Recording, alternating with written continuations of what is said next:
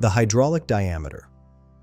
Interactive calculator determines hydraulic diameters for various cross-sectional geometries used in fluid mechanics and heat transfer applications.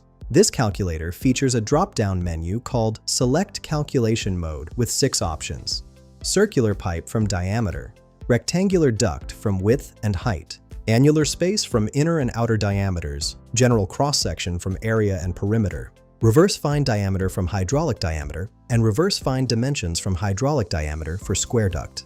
For this demonstration, I've selected circular pipe from diameter. The input field that appears is pipe diameter in millimeters. Let's walk through an example. I'll enter 10 millimeters for the pipe diameter and click Calculate. The calculator returns 5 results. The hydraulic diameter equals 10,000 millimeters, which for circular pipes always equals the actual diameter. The cross-sectional area is 78.54 square millimeters, representing the flow area.